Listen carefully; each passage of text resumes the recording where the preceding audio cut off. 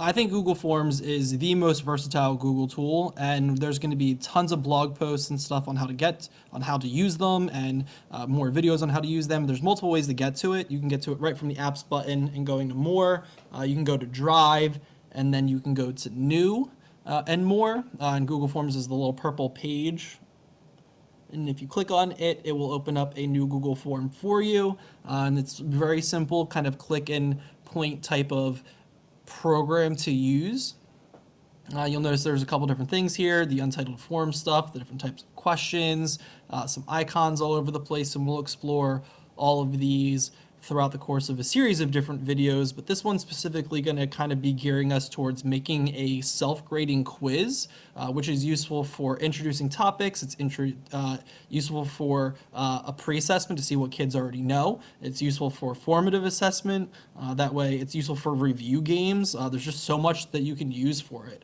So I'm going to make McCormick History Review quiz like I've been doing. You type it in the top part where it said untitled form, and then if you just click in the top left, it automatically saves it for you. Like all Google stuff, it'll save.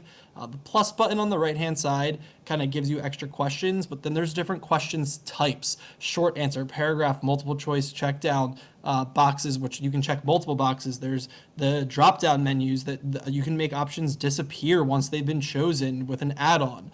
You can have them upload files and stuff that they made, which we'll get to definitely later in another video. But for making quizzes, you're going to want to make things multiple choice because you can set multiple choice answers to be correct.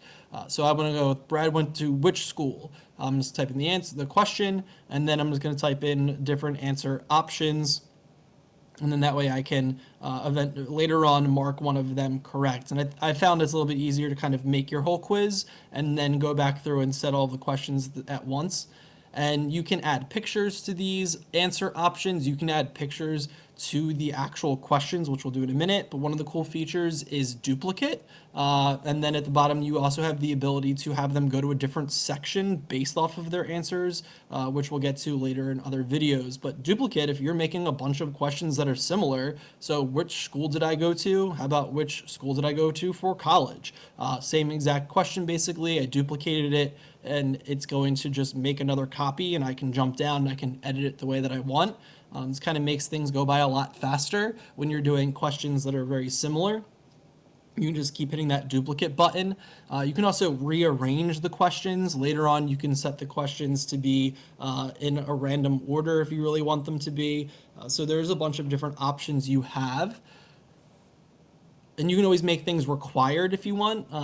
They won't allow them to submit it unless they've actually given an answer. That way kids can't give in tests without or submit something without an answer. It'll just reject it back to them and tell them that they missed something. And you can always add an image. So if I add an image in to this, I can then place this image into the document. I can then title my image. I can center the image. I can align it left or right. This image pretty much takes up the entire thing, so there's not much to do with aligning it.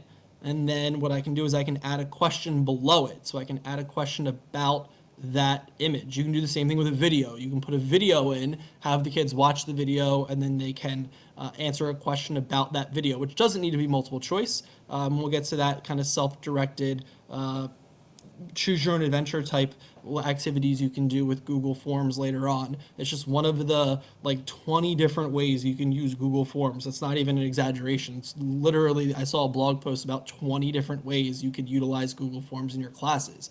This one's just useful for formative assessment, which is what we're currently working on. So I figured we would make one directed directly towards that. So I type in my question, and then I type in my different answers. And this one's specifically about that picture, which you might not be able to really see on the picture, but you probably should be able to. Otherwise, you're just asking them a random question with a picture attached. And once you have all your different options and you have all your different questions set, there's a bunch of different things you can do at the top. You'll notice that all of the changes are already saved in my drive. It automatically places it in my drive wherever I was clicked at in the folder when I started making it. It'll organize it there for me.